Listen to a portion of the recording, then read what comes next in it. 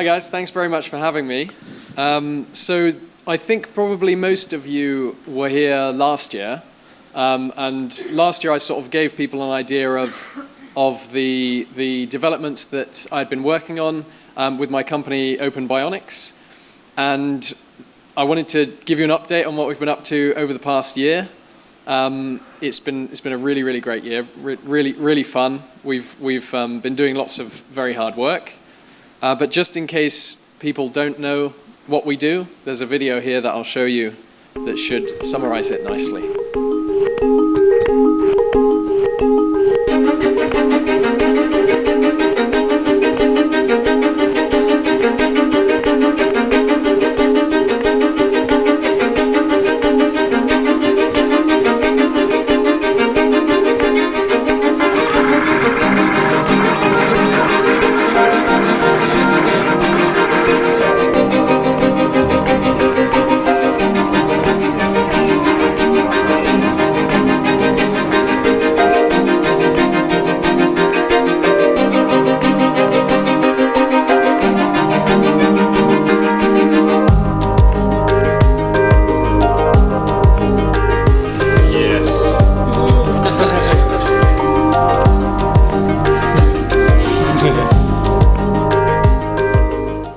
So we did hope that it would be ready for sale in 2016, but it wasn't.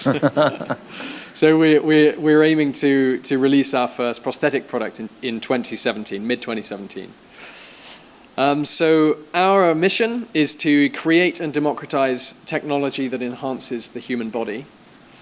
Or in other words, we turn disabilities into superpowers. So we've been working on 3D printing bionic limbs. We've been using the latest technologies in 3D scanning and 3D printing that have been kind of developing and emerging over the last 5 years or so. And I've actually got with me in the exhibition hall out there today some prototypes to show you. We're collecting data from people. It's all anonymous. But what we're trying to do is to collect the muscle data from people with limb differences so that we can further improve our software. So if anybody wants to come and have a go with the robotic hand, please come and do so. We've also been 3D scanning people's limbs so that we can, which is data we'll use completely confidentially within Open Bionics. But it's so that we can improve our fitting process with the 3D scanners and the 3D printers. So if anybody wants to help us at all, that would be a really great way to do it. So the developments that we've been doing are open source. So one of the cool things that I wanted to share with you since last year is that we've been selling a developer kit of our robotic hand. So it's not a medical product and it's not for use as a prosthetic. Because we weren't quite ready to release that product. But instead, it's a really accessible and very low-cost robotic hand that we can sell all over the world from our website. And so we've had customers all over the world. We've sold over 100 of these robotic hands, mostly to universities and research centers. And the thing that's so cool about that is that there are over 100 people in academic organizations all over the world now working on improving upper limb prosthetics. So we've been able to make the ability to access these kind of products that can help people experiment in this technology. We've been able to make that more accessible, which is really cool. The other quite good developments that we've been doing over the last year has been in speaking with the NHS. So we've been in close contact with the North Bristol NHS Trust. We're based in Bristol. And we are going to be running an NHS clinical trial in February in 2017, February or March 2017. So if anybody is in the Bristol area and has a limb difference, we'd really like to hear from you to potentially participate in that trial. So the NHS have been incredibly supportive of us and are really keen to work with us to try and make these products more accessible through the NHS. So the other focus of our of our work, aside from the kind of technical side of things, has been to try and change the attitude towards limb differences, and indeed prosthetics to an extent, but mainly towards limb differences, so that our prosthetics are not skin colored. They don't try and look like a human limb. And now that's typically a matter of personal preference for people.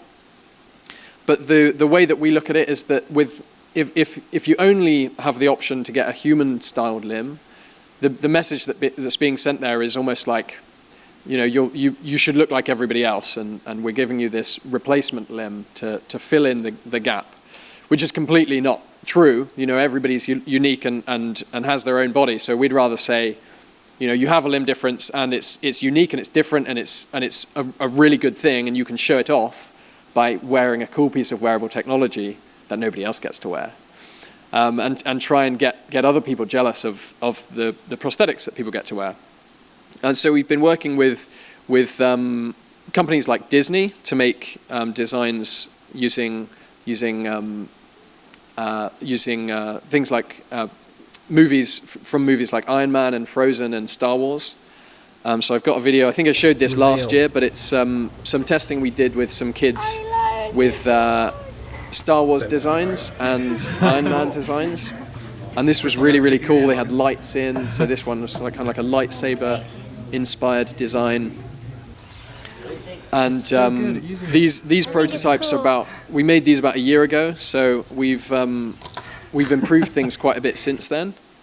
But that was a really, really that was the first time we tested with kids. They were both aged 10, so they the youngest kids ever to be able to use bionic hands, which is really cool. So the products we're developing we're trying to make them as age agnostic as possible, which basically means trying to make them as small as possible. So the product we release next year will probably be a little smaller than these, so it might be small enough for a child of around 8, and then we can make them as big as they need to be. And the other partnership that we've done this year is with a games company called Eidos Montreal, who make the gaming franchise Deus Ex, which I expect a very small contingent of people will be familiar with. Most of you won't. But the reason we did this partnership is because their entire gaming franchise is all centered around people with limb differences, or as they call them, augmentations instead of prosthetics. And so they've done some incredible design work for this game, and we took their designs, or they provided us their designs, and we essentially made these really cool science fictional futuristic robot arms in real life. So this was Tilly. She's also 10 years old, and we made this bionic hand for her as well, and it worked really well. So we've got a video of her the first time that she's been able to throw a ball with one hand. So she's really cute, and the great thing about and that's Sarah, her mum on the right there. The really cool thing about that was that Sarah told us afterwards that she had just noticed Tilly's always been really confident, and she had noticed that she had started feeling a little bit more shy about her limb differences, and by wearing this and the sort of positive attention that she would occasionally get from people really helped to reinforce that she had nothing to be shy about.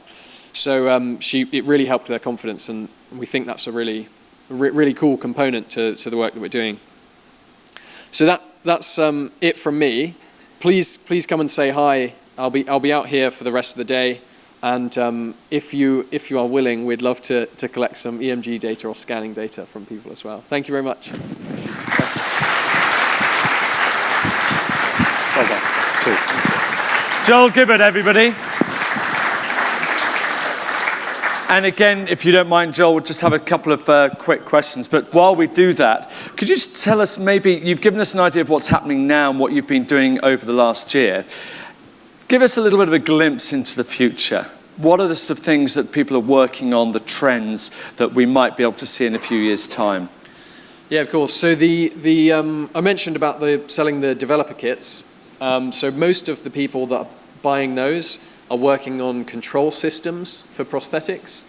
So we're using EMG sensors, which detect muscle movement, but people are working on using brain interfaces. So some people working with different kind of surgeries that have that give a greater control over the prosthetics, or still using the EMG sensors but more sophisticated control mechanisms.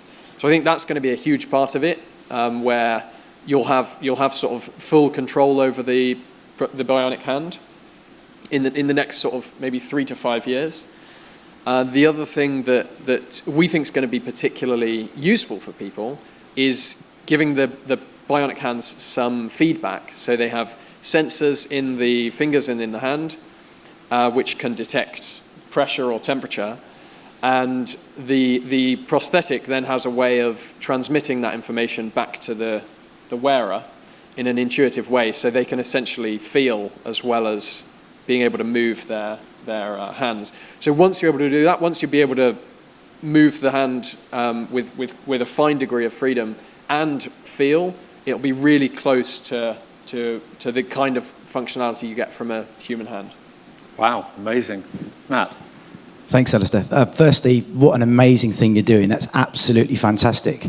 My name is Matt. I'm one of the Reachers ambassadors. And I'm a full-time DJ, and I lost my arm 5 years ago. And I've always been told that the prosthetics that I'm able to use will only ever be cosmetic.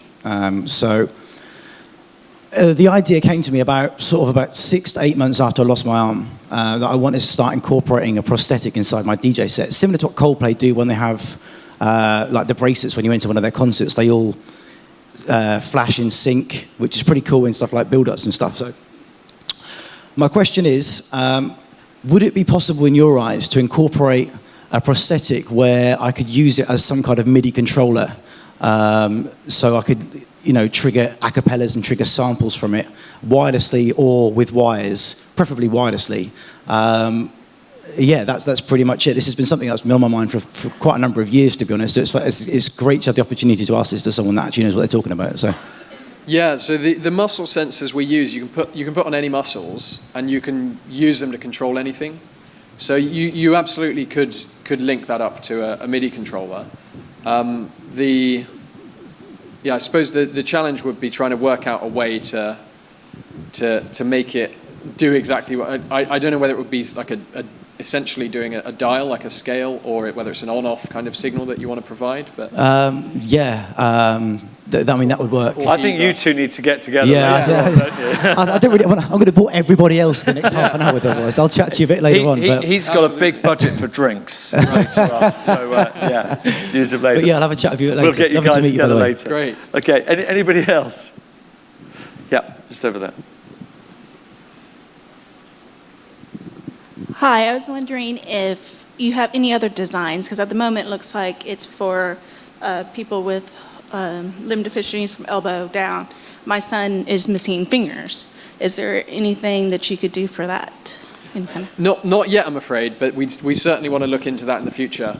So we haven't released any prosthetic products yet. So at the moment we're sort of laser focused on getting the bionic hand to market. It's already a little bit later than we'd wanted it to be. But as soon as we've done that, we will have our development team is essentially freed up to start working on the next things. So we've got loads of ideas, far more ideas than we'd ever have time and people to do them. But that's certainly one we're really keen on doing is partial hand products and also just kind of fingers. And something that I think is not hugely challenging by comparison to what we'd have done already. So it shouldn't be another 2.5 years of development, if you see what I mean. Great, and one final question there. Yeah, hi there. My son's got 2 elbow difference. The prosthetics you've made, the ones you've got at the moment, is like other prosthetics. Do you need below elbow and a wrist, or would they work for just 2 elbow? Obviously, he hasn't got a functional elbow. I'm not sure if I know what you mean by two. Do you mean both elbows, or do you mean? Sorry, does he? He's got a 2 elbow. Okay, I'm not sure if I heard of that. He hasn't got an elbow. Right. Basically, so would he need for the prosthetics you're making at the moment, would they need below elbow? Yeah, so the first ones we release will be only for transradial amputees or people with transradial limb differences. So they'll need an elbow, and then they'll need sufficient muscles in their forearm to control the hand, which most people do have if they have any sort of an elbow. Vast majority of people. But obviously we want to help as many people as possible. And so the next logical steps are trying to expand the product range to be able to fit more people. So it will be things like the partial limbs, like starting to work on a wrist, starting to work on a socket adaptation, or just fit to existing sockets that can go to above the elbow amputees. So yeah, we'll certainly start looking at those things very soon after releasing the first product. Okay, thank you very much, and thanks for all the questions. We'll move on if you don't mind, but we'll certainly get you guys together a little bit later on. In the meantime, Joel, thank you very much. Joel Gibard, everyone. Thank you very much, Joel. Speak out later.